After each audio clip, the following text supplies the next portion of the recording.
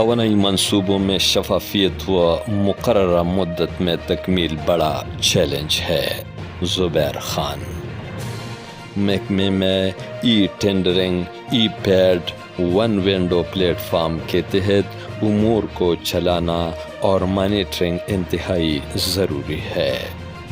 منصوبوں کو موجودہ حالات کے پیش نظر مکمل کرنے میں توانائی پالیسی 2016 کی تجدید ضروری ہے۔ سیکریٹری توانائی و برقیات۔ خیبر پختونخوا حکومت کے good governance road map programme کے تحت اداروں میں میرٹ اور شفافیت سے امور نمٹانا اولین ترجیح ہے، جس کے لیے محکمہ توانائی و برقیات اور اس کے ذیلی اداروں میں جاری توانائی منصوبوں کو فاسٹ ٹریک کی روشنی میں مقررہ مدت کے اندر مکمل کرنا سب سے بڑا چیلنج ہے۔ چیف سیکرٹری کے احکامات کی روشنی میں e tendering, e pad, one window platform کے تحت امور کو چلانا تمام افسران و اہلکاروں کا فرض منصبی ہونا چاہیے، جس کی سختی سے مانیٹرنگ کی جائے گی۔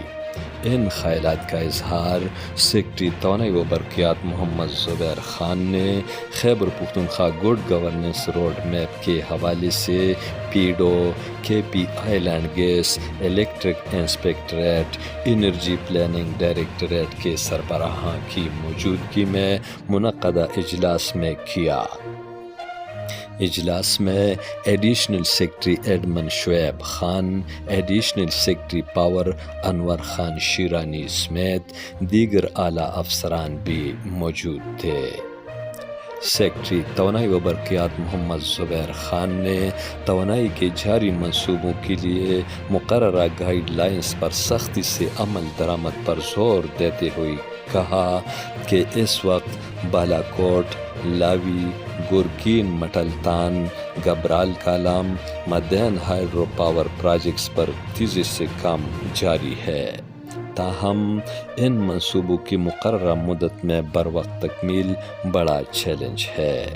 سیکرٹری توانائی و برقیات نے توانائی کے جاری منصوبوں کو موجودہ حالات کے پیش نظر مکمل کرنے اور ان منصوبوں میں سرمایہ کاری کے فروغ کے لیے توانائی پالیسی 2016 میں فوری طور پر ترامیم لاتے ہوئے تجدید کرنے پر زور دیا اور منصوبوں میں شفافیت لانے کے لیے ورک پلان، ٹائم لائنز اور ایکٹیویٹی پلان مرتب کرنے کے ہدایات جاری کیے۔